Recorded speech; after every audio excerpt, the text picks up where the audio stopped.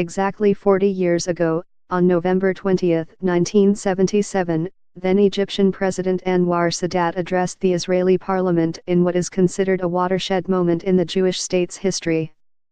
His call for peace with Israel turned on its head the conflict with the Arab world, which to that point had played out in four major wars in 1948, 1956, 1967 and just a few years earlier, in 1973.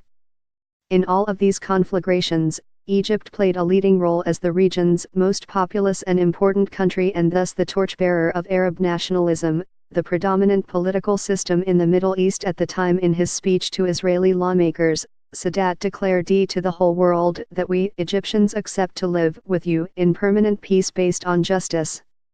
Months later, on March 16, 1979, Sadat and then Israeli Prime Minister Menachem Begin shook hands on the White House lawn after signing a formal treaty brokered by former U.S. President Jimmy Carter. Be the first to know, join our Facebook page.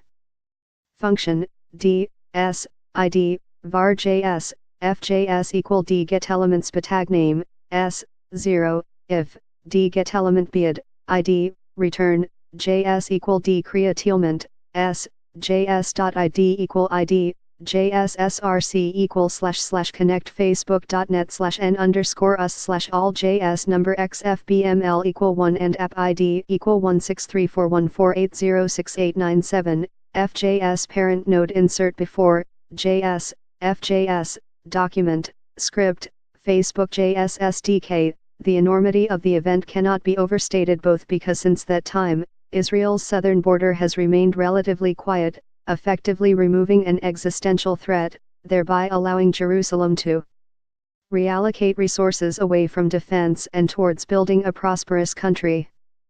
It also paved the way for the signing of the 1994 peace agreement with Jordan, which secured Israel's eastern flank. According to Zvi Mazel, a former Israeli ambassador to Egypt, Sadat's visit was probably the most important moment up to that point in Israel's short existence. Out of the blue, he told the media line, the president of Egypt decided to come to Jerusalem and very quickly did so. It was like a dream, we could not believe it was happening.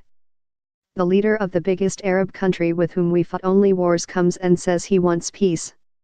Itzhak Levanon, another former top Israeli envoy to Cairo, described the feeling in Israel at the time as if the Messiah was coming. He highlighted to the media line the risk that Sadat was taking, as he faced a lot of antagonism within Egypt and ultimately was assassinated by Islamic extremists in 1981. There were 2 ministers who resigned and the Muslim Brotherhood was against the move.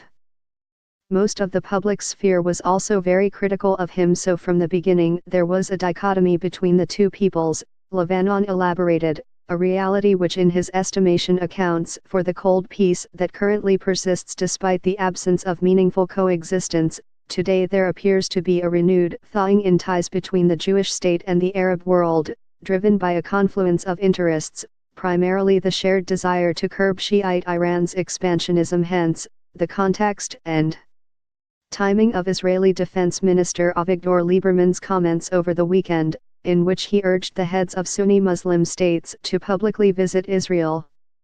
I call on the leaders of the region to follow in former President Sadat's steps by coming to Jerusalem and opening a new page.